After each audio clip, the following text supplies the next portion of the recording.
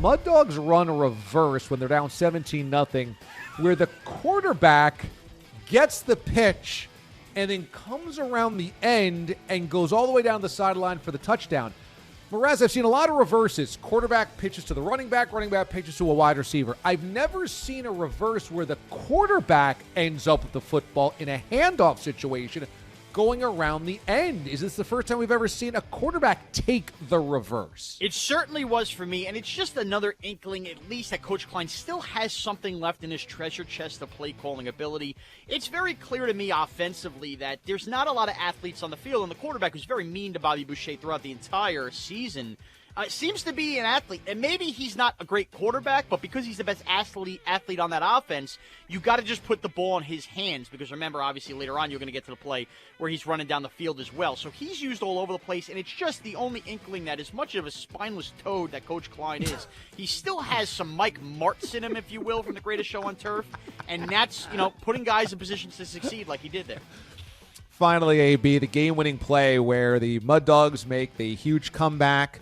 And now in the final play of the game, Bobby Boucher in a halfback option. This is an amazing play to run for a inside middle linebacker pass rusher that he ends up getting the halfback option. Quarterback streaks down the field. Bobby Boucher getting the pitch, stands back there in the backfield and has time to not only identify his girlfriend in the stands and have a moment where their eyes connect to Vicky Valancourt, but also taking the punishment and the hit and heaving it downfield to be caught perfectly in the end zone by the quarterback that's down there for the game-winning touchdown. This is a gutsy play call to win the Bourbon Bowl. What'd you see there?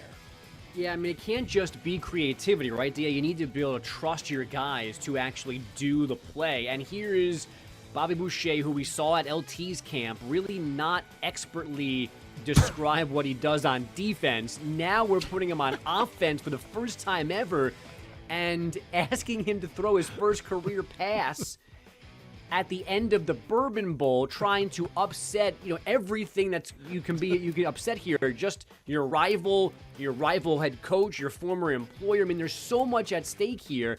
And Mr. Coach Klein says, I'm going to have you throw a pass.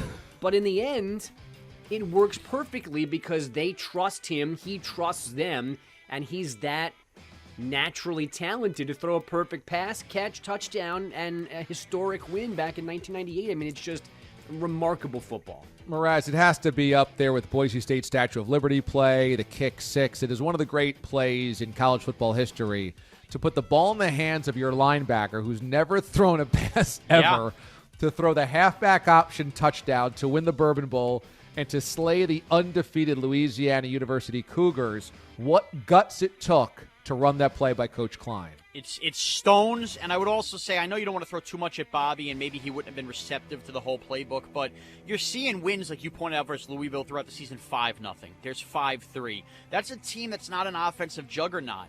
If we knew that Bobby Boucher had the cannon he apparently did, well, why the freak not play him at quarterback a little bit here and play the quarterback a wide receiver? Maybe get a little something cooking. Maybe some of these games are won a little more comfortably. Bobby clearly, through all the H2O, has the stamina to play on both sides of the ball. I think it was actually, as great a moment it was a missed sign of opportunity of what could have been for Bobby Boucher all year, playing quarterback and linebacker.